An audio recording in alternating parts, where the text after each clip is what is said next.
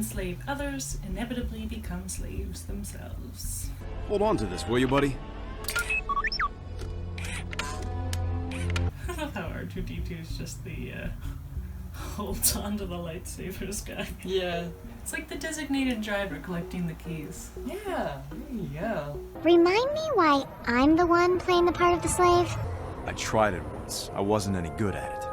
Besides, the role of master comes easily to me. Ooh. Okay, I like no, that line.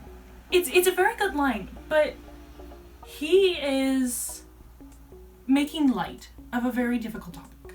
Because, and I'm not saying that that's bad. I'm saying, like, we do that, right? Like, Yeah. I recently had a miscarriage, and I sometimes joke about it. Because if I think too much about it, I literally just break down and cry.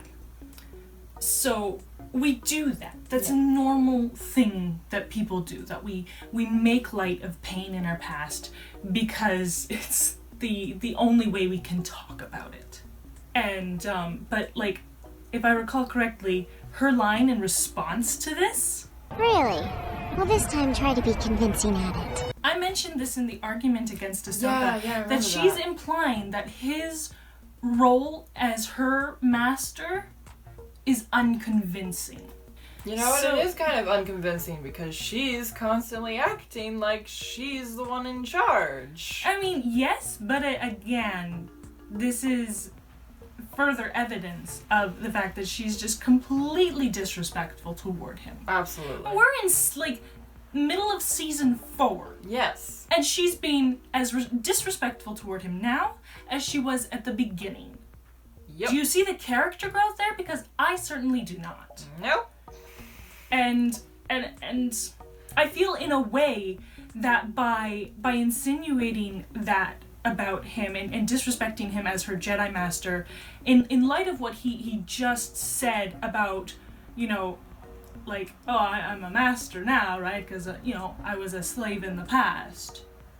And she's likewise disrespecting that. Because his entire statement is him making light of his past. And then her response is to disrespect where he is now. And I feel like it's disrespectful as well to his past. Yeah, no, that's absolutely disgusting. Right? Because if someone makes light of something that you know is very painful, is your response to belittle it as well? I don't think I meet good people who do that to other people. No, absolutely not. Before the Hutts bought my mother, she was sold in a market just like this. And again, when when he was outside, he could make light of it. Now it's staring him in the face again, and he can't make light of it anymore. Yeah. He was trying to psych himself up for what he was about to face, but it's just too much. You don't want to do that. Excuse my slave. Friend, she is freshly caught. I forget which episode it is when Ahsoka's with Plo Koon, and they throw Anakin under the bus saying that he has no subtlety because Ahsoka's getting caught left, right, and center messing up Plo Koon's attempts to subtly gather information. And they throw Anakin under the bus by saying, oh, you learned your lack of subtlety from your master or something. But this is a perfect example, and there are other examples in the series, where Anakin just rolls with the punches and is very subtle when he's in disguise, and but Ahsoka, right here again, is jeopardizing a mission so that she can look righteous, and the show is trying to prop her up, make her look so good because she's standing up. No, she's being an idiot. This is a highly delicate situation. And what about her people? If she screws this up and they get found out, there goes any opportunity to rescue her people. Yeah. So she's throwing her people under the bus to look good in one moment. And it really highlights, if anything, how much of a good character Obi-Wan is, because later on when he's captured and he's working alongside Ahsoka's people, he learns very quickly that if he fights back, it's harder on them. Yeah. So he learns to bite his tongue and just keep his head down because he wants to protect them. Yes. Ahsoka would never do that. No. And she's showing right now that she would never do that. Yeah. But it's kind of a mixture of things. It looks bad on her character because she's being stupid. But it again looks bad on the show because they're trying to make her look good in this moment. They're trying the exact opposite. Right? Like, and again, I don't know if I would give that scene to Anakin instead because it would break his disguise as well. Right? So at least in this case, when they do it this way, then Anakin can try and cover for her. Well, he has to cover for her to rescue the attempt that they're trying to make here because she's screwing it up. Yeah. And it bothers me so much because people will look at it and they'll be like, oh, Ahsoka's so good, she can't stand to see someone get hurt. And it's like, there are bigger things going on here. She's being short-sighted again, which is something that Anakin tried to teach her to see the big picture back in season 1. And again, I don't see any character growth. I don't see her having learned that lesson because here we are 3 seasons later and she's still not seen the big picture. Exactly. I love these shots, man. So pretty. They really like those birds. It's so cute. When I spoke with him, he failed to describe your beauty. So smooth. And did Bruno speak of my intense hatred of him? Or did that escape his memory as well? He needed not speak of it, Your Majesty. I would not put my finger there. Bruno Dinturi will not be speaking. Ever again. And again, he just, oh shit, gotta come at this from a different angle, and immediately just so smooth, so subtle, so good. Yes. She is quite a prize. And to have defeated... Yeah, Anakin literally had to put his hand on her shoulder you're supposed to be...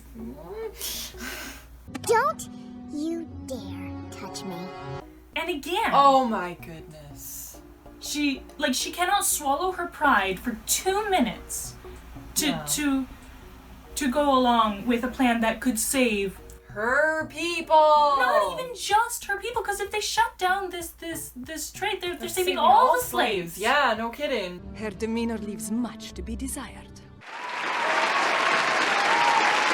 How can I price the beauty of this slave when I look upon the magnificence of your highness, whose beauty would make the brightest star seem dull? What is that? Oh my freaking goodness. What is she rolling her eyes at anyway? Oh. Yeah, he's doing his job, honey. And you're rolling your eyes at that.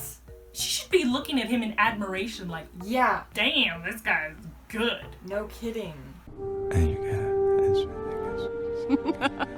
What is that? Lars, stop it! Stop it! I love how even the owl is laughing at what he whispered. Oh my goodness!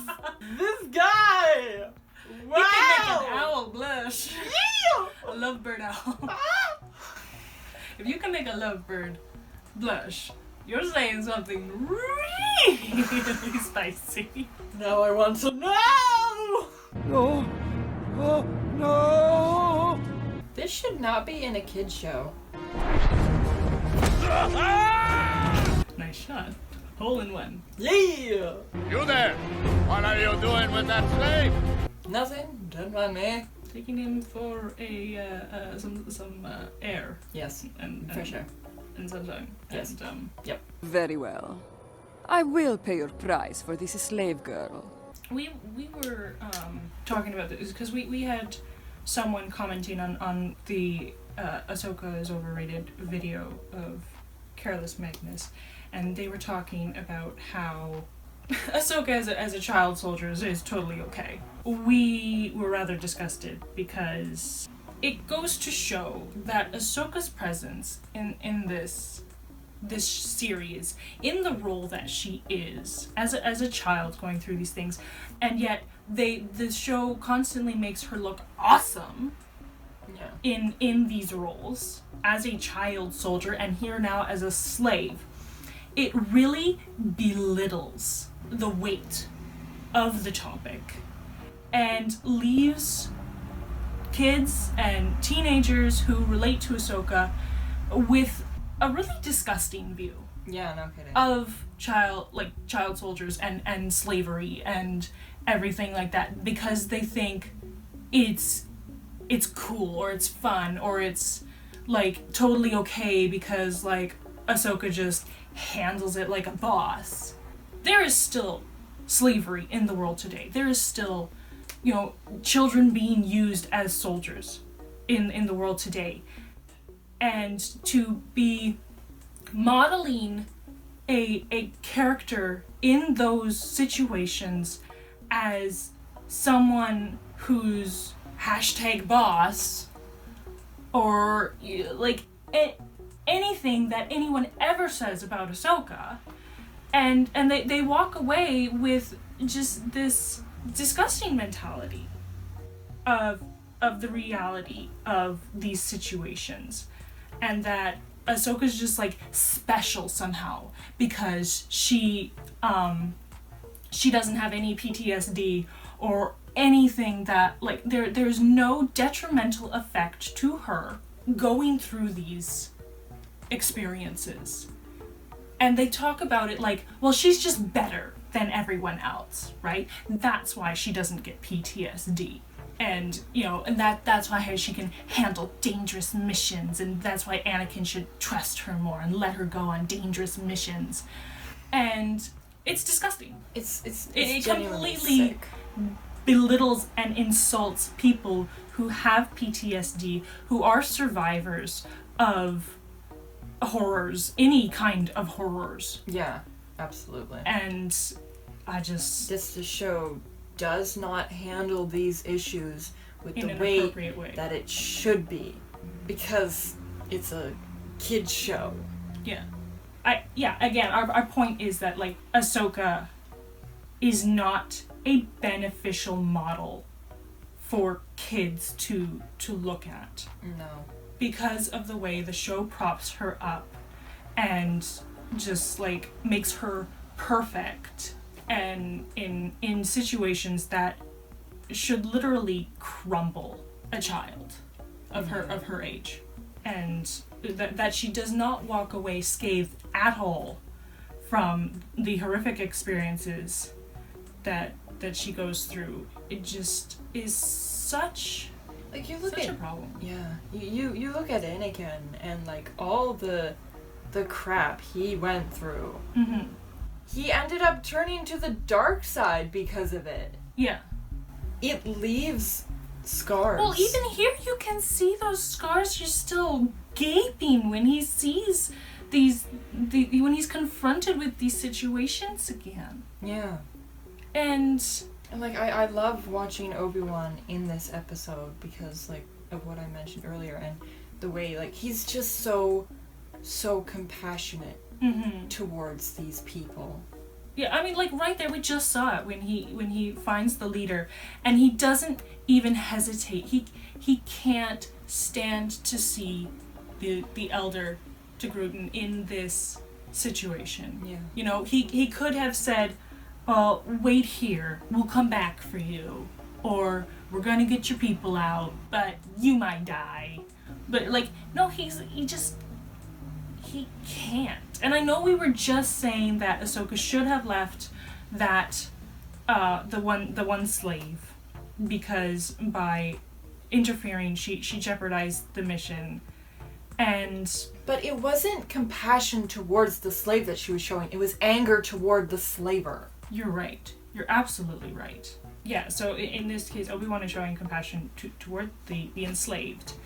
And the other thing is that at least the show does show there's immediate consequences. Absolutely. Right?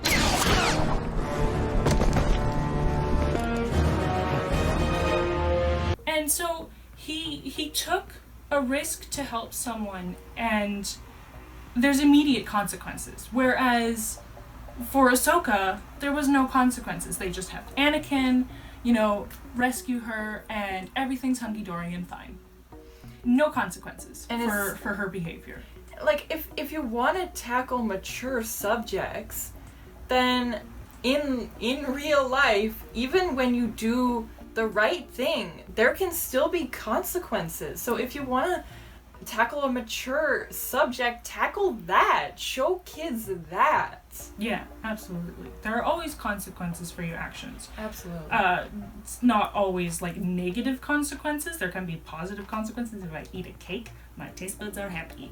Yeah. It's still a consequence of me eating a cake, but it's a good consequence, right? So, like, but there are definitely situations where the consequences for Ahsoka's behavior should be negative, and it's either neutral or positive. The weak deserve nothing more than to kneel before the strong. Survival of the fittest.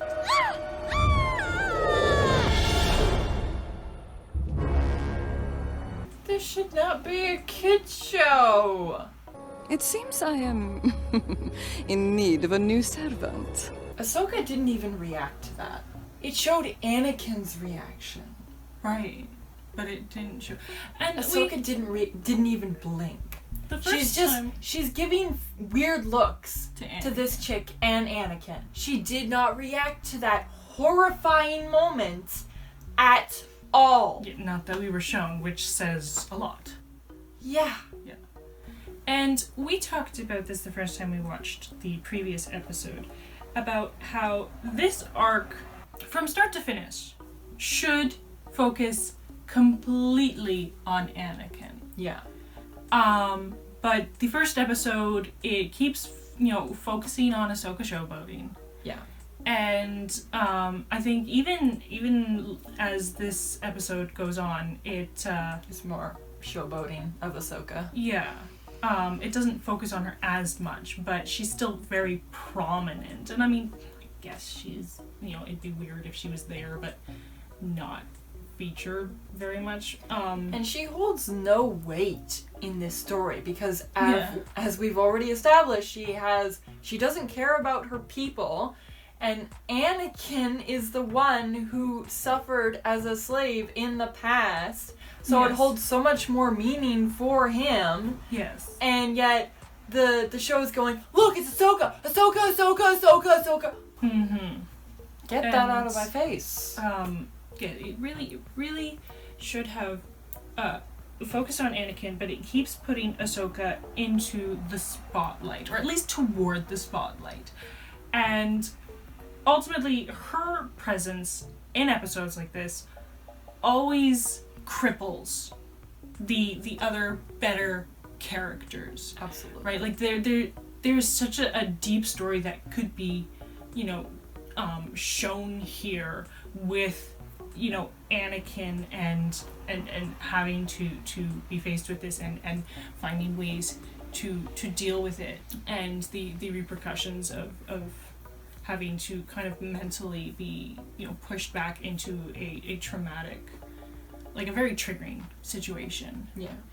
And but having Ahsoka there just cripples the entire thing. Exactly. Because like you just said, she lends no weight to the story.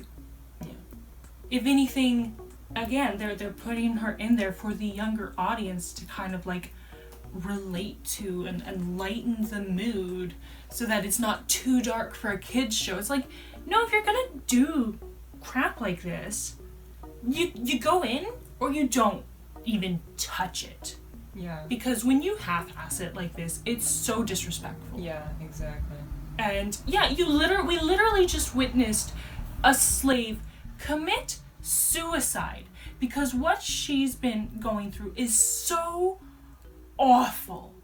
She cannot bear to face it any longer. And Ahsoka doesn't even react. And I think throughout the next 2 episodes, like, she just shrugs off the experience. And at the end, she says to the Zygerian leader, what doesn't kill you makes you stronger. Exactly. This experience will only strengthen the people. It's like, excuse me? You witnessed someone commit suicide because of how damaging this experience was to them.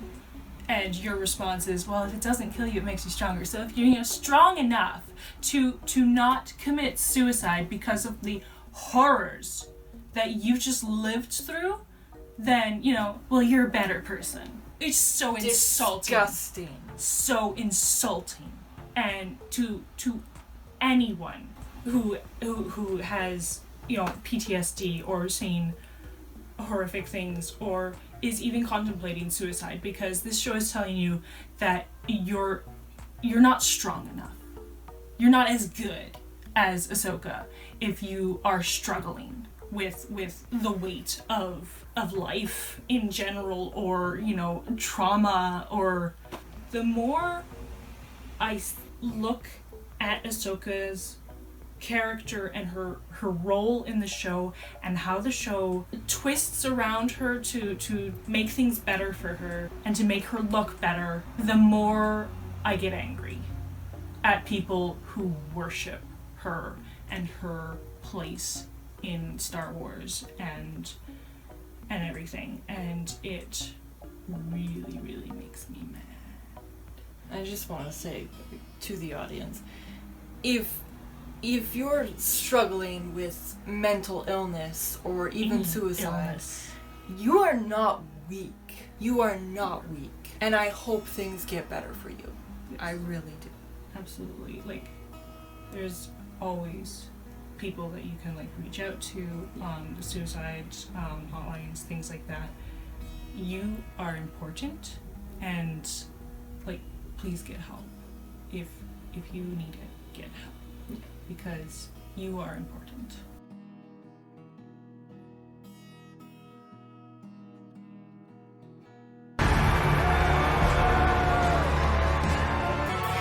Oh no. Now she reacts.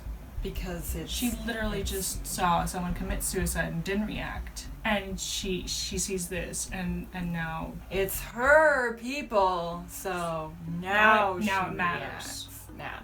Yeah. I have urgent news. Looks like I have to rescue you again, old man. I knew you'd have a backup plan. Swing that whip, or die beside him. You leave me no choice, Highness. It's not even a choice for him.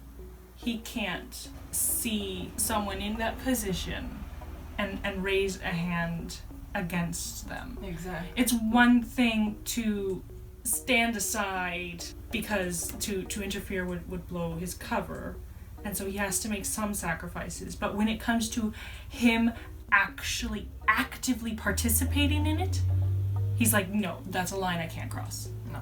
And it's not even a choice for him.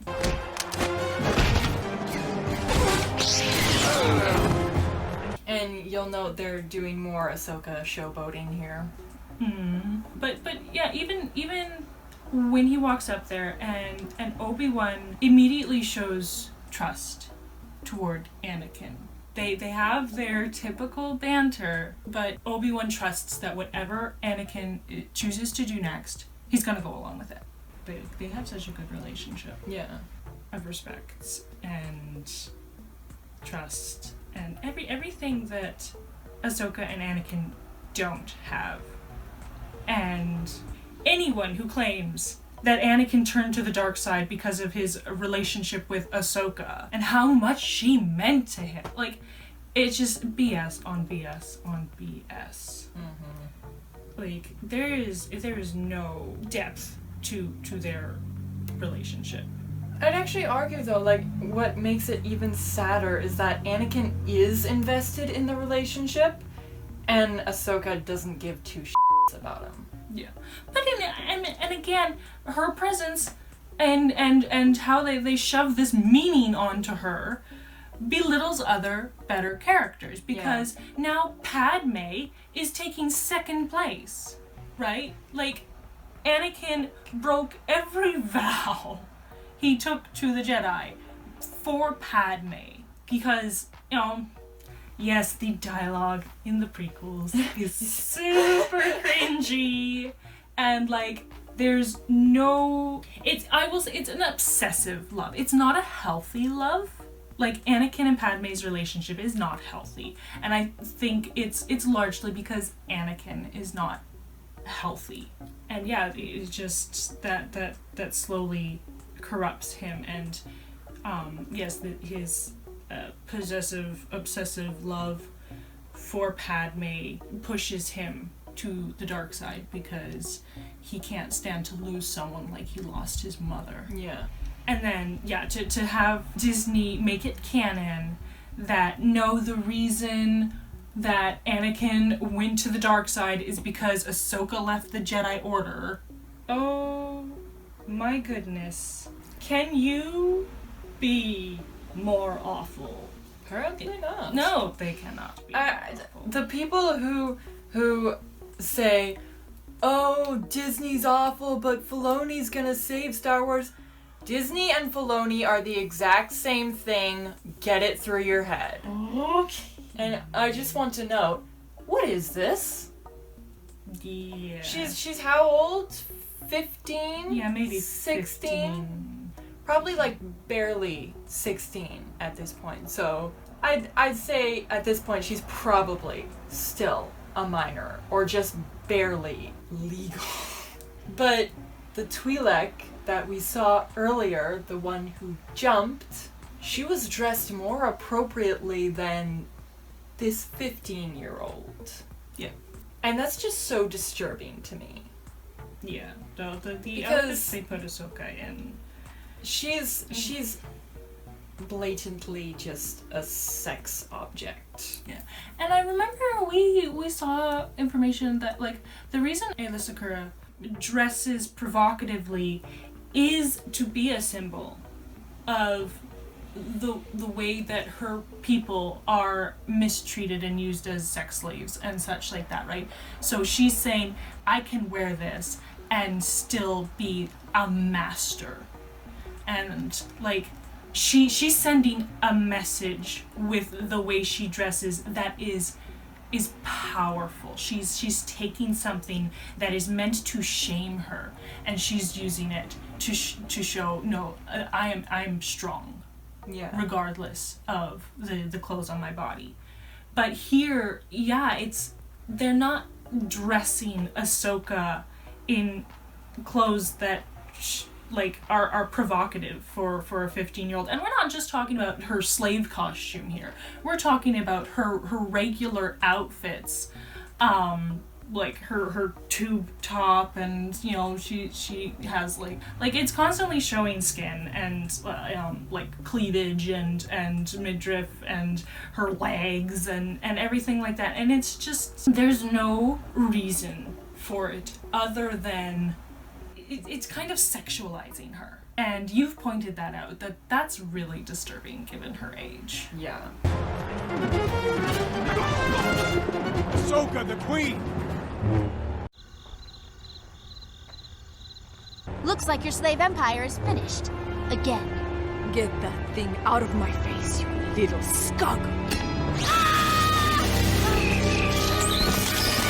Yeah. Ahsoka showing arrogance, and then the show showing how incompetent she is, and thus how she hasn't earned the right to have that attitude. Because someone said to me, because like we brought this up in the argument against Ahsoka, how she doesn't take off the shock collar. Someone said in the comments section, oh, she couldn't take it off because otherwise she'd get electrocuted. Okay, well then why didn't she get electrocuted when she took it off? yeah. And the thing is, if you take it off, then you can't be electrocuted. Exactly. Because you have no shock collar on. Exactly. What kind of logic is that? Like, the desperate reaches that logic. people attempt in Trying to defend this shoddy character. It's sad. It honestly makes me sad. So, please stop. Get some help. Such determination. Yeah, just to see the determination from Anakin, because he doesn't want to go back to that place. He fights so hard. And again, if he had just whipped Obi-Wan, everything would have been fine. He would have been fine. But he wouldn't do it. Yeah. He knew that they were outnumbered completely. Yeah. But he still had to try.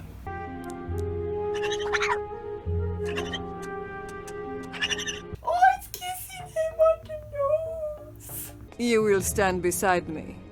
A testament to my power. To an adult audience, her character is well written because an adult audience is mature enough to understand the nuance that because she's badass doesn't mean that what she's doing is good. Yeah.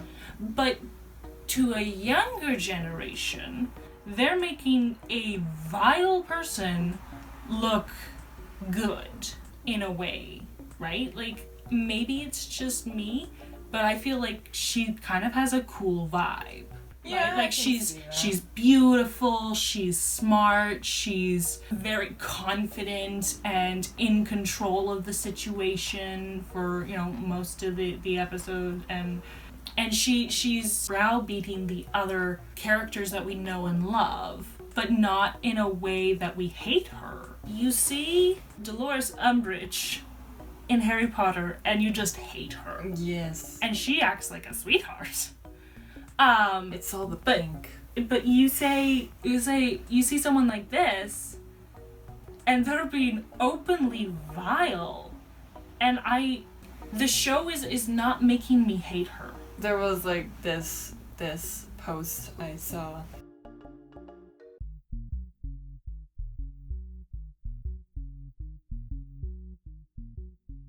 Even I think like in our last reaction video, I made a comment like, funny how you can get better morals from a villain than a character who was supposed to be one of the heroes, and I was referring to Tarkin at the time, because he said, I don't compromise my my beliefs or principles or something like that. And it's like, you can, to an extent, draw inspiration from villains. Because, yeah, there are those villains who are too cool to hate because they're very suave and they're in cool control. designs. They look amazing. All that kind of thing. And like there was this zombie show I watched where during the zombie apocalypse they had all this insane political stuff going on, and the zombies were tied into it. It was a good show, too bad I can't remember the name of it.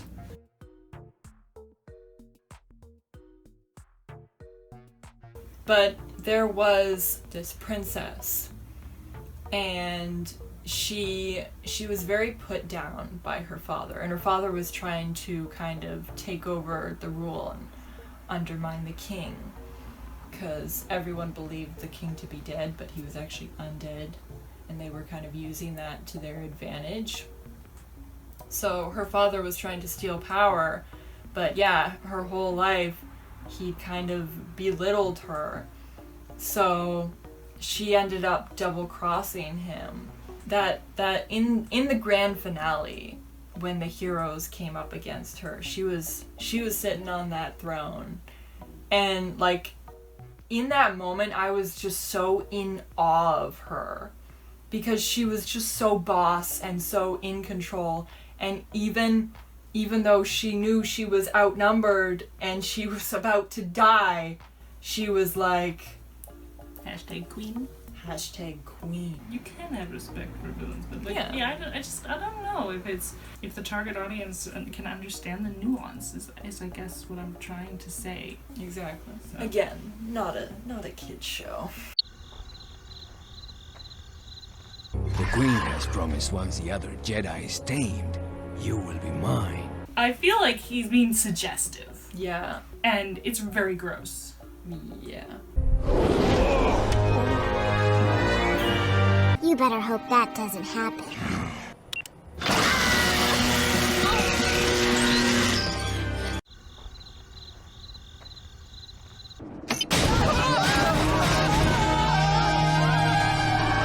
This is not a kid's show.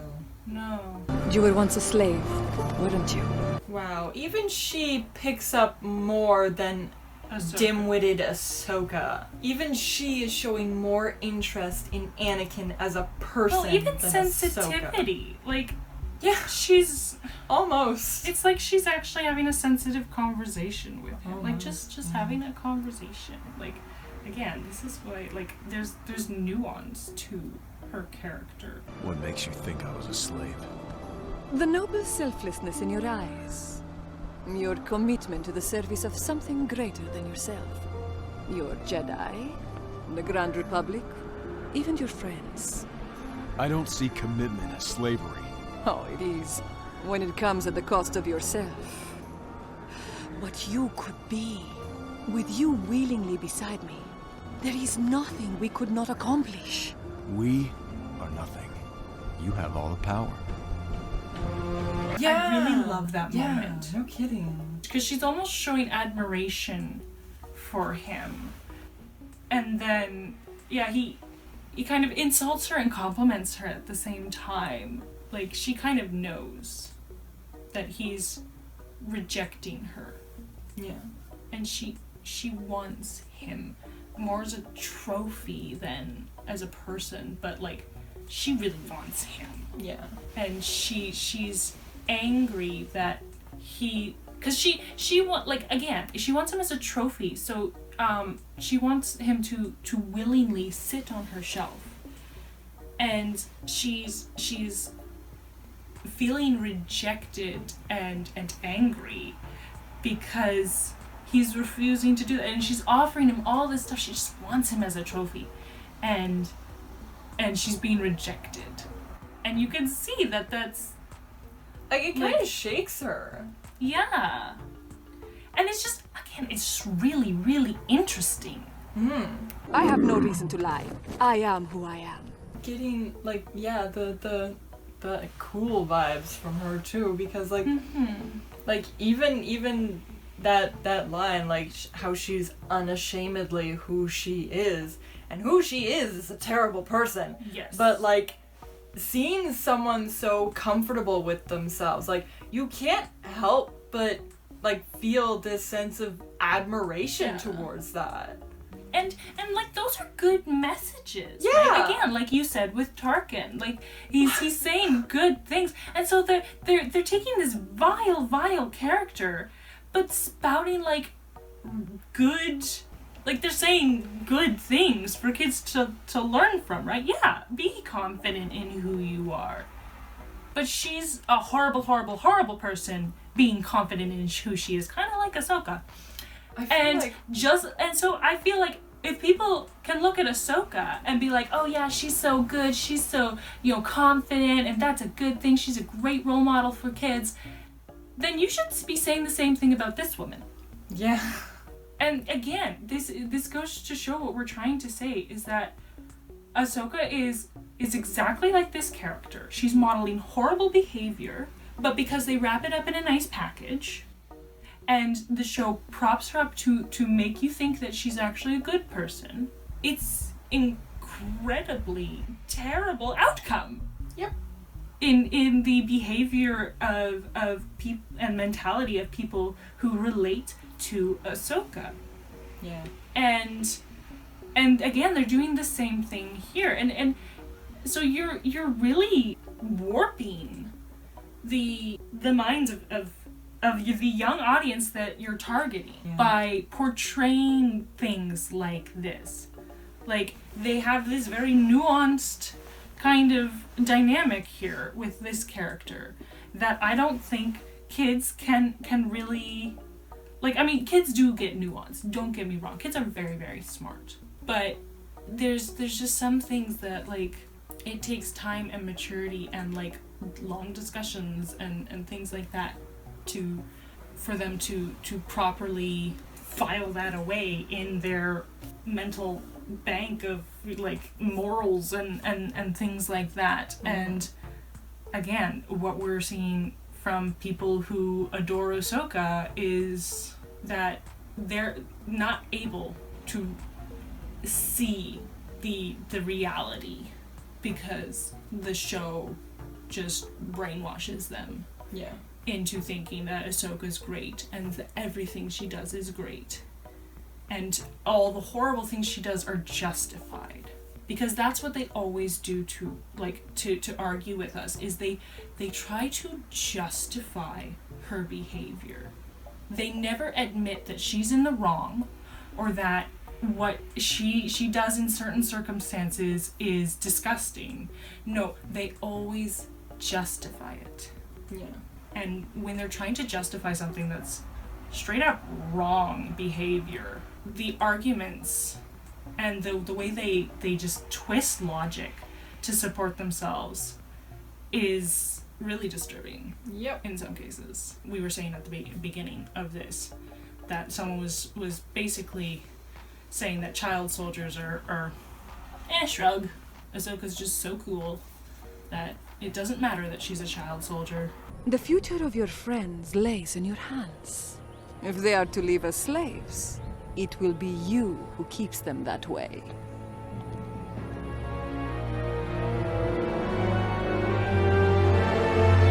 You can see his facial expression there. This is something that he really has to weigh.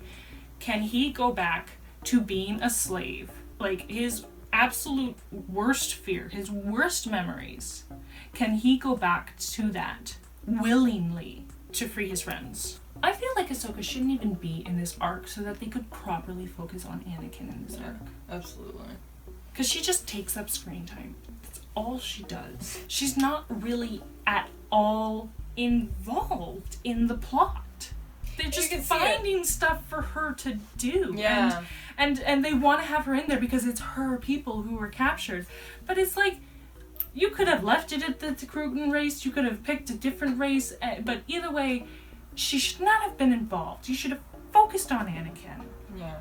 This is such a perfect arc to, develop his character and just really dig deep into him. But they just keep giving screen time to Ahsoka and just trying to give her something to do to make it relevant to her, which is why they chose Togrutan people as the victims. We're into the season 3 final episodes, and it was 5 freaking episodes in a row with Ahsoka basically front and center. Oh, it's just so bad. And then they went and made season 7, and it was 8 episodes in a row with Ahsoka front and center. And it's like, Why? why? I thought there was more to Star Wars than Ahsoka. There used to be more to Star Wars than Ahsoka. Yeah. And now suddenly it's just It's the Filoni-verse now, so Ahsoka is everywhere. front and center whenever she shows up. I mean, like, I thought Star Wars was originally about, like, the Skywalker family. But I guess not anymore, because this bratty little teenager came along, and she's apparently so important. They literally give her more importance than Anakin, who is the chosen one. And also technically the main character of this show, since he makes the most amount of appearances in it, and Obi-Wan is second to him. So it's their show, not Ahsoka's. And season 7 didn't even try to cover up the fact that it left Anakin and Obi-Wan in the dust. Yeah. To focus on Ahsoka. Yeah. And that's honestly the way she treats them in season 7 too. Yeah. Can't give them the time of day. And now, like, all the Clone Wars posters, even for these seasons, have Ahsoka front and center. And it's like, excuse me? I think you need to fix that. Well, I mean, like, even when you think about the original trilogy, you don't just think about Luke. It's Luke, Leia, Han, and Chewie, and, Obi-Wan and Vader. Like, there's all these characters that when you think of the original trilogy, that's who you think of. Yeah. I don't get that anymore with Star Wars. The prequels were Anakin, Obi-Wan, and Padme, And so that's already a smaller cast. And then with the sequels now, Kylo and Rey, And like Finn and Poe and but Leia. Finn and Poe and Leia, like, they're all just side characters. They're really not relevant to the main story. Like, it's literally just Kylo and Rey. Yeah, I can see that. And then with, like, I love The Mandalorian, but it's just him. And I mean, that's the way it should be, but then as soon as they got to the episode with Ahsoka, she's getting the limelight. Yeah. In his show. Yeah. And here, this should be about Anakin and Obi-Wan. It should be about the characters from the prequels. But instead it's about Ahsoka. When people think of Star Wars The Clone Wars, I would say probably most of them would say Ahsoka first in the list of characters that they think of when they think about The Clone Wars. Yeah. And if you're talking to an Ahsoka fan, she's probably the only one that they will mention. Yep. And it's... Like, I literally did that video listing off female characters from the Star Wars universe. And then Mackenzie comes into my comment section like, Ahsoka is the greatest of them all. Yeah. And you listed how many women? Like 20... 20-something. 20-something women. But Ahsoka eclipses them all. Apparently. And then he listed a whole bunch of BS reasons as to why all the characters I listed actually sucked. Yeah, and again, it's not even like, oh, I like Ahsoka the best, but these women are great. It's, no, these women suck compared to Ahsoka. Like, you're literally putting other characters down in order to prop up Ahsoka. You can't just like Ahsoka among other characters. You have to push other characters down to make Ahsoka look good. And that's literally what she does when she's on screen. The writers push other characters down so that Ahsoka can look good. And it's like, if you have to do that to make your character look good, you need a better character. Yeah. It's like what everyone complains about. Like, all those anti-SJWs complain about how, oh, the women in these all these new progressive movies, they just make the men around them suck to make the women look better. And they have a point. Like, I can definitely see that in movies like Charlie's Angels, the 2019 one, where they were just making all men look terrible so that the women could look good. And it's like, no, men don't need to suck for women to be awesome. I completely agree. And I mean, like, that was a big complaint about the sequel trilogy, is that people were like, you're making the characters from the original trilogy look bad. Oh, yeah. So that Rey can look good, right? Everyone complained about that. But when you talk about Ahsoka, people are like, oh no, she deserves the praise. No, there's a lot of similarities between her and Rey. So if you hate Rey, you should hate Ahsoka. Actually, I wouldn't even argue that there's a lot of similarities between them other than the Mary Sue traits. Because, like, I'm even okay with Rey being a little bit OP, because it boils down to that argument of the Force balancing itself for one, and then for the other thing, there's lots of OP characters in Legends. I was actually thinking about that after you said that, like, you know, because I was awake at 2 o'clock in the morning, because my brain just never shuts up. And it was like, well, hey, let's think about what people said to me today. And wasn't Anakin supposed to bring balance to the Force, and he kind of did?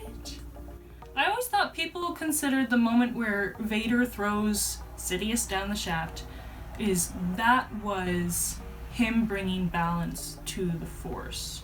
And so say that Rey is a result of the Force trying to rebalance itself after what Vader did, I feel that goes back to the point I was saying, that you're pushing other characters' accomplishments down.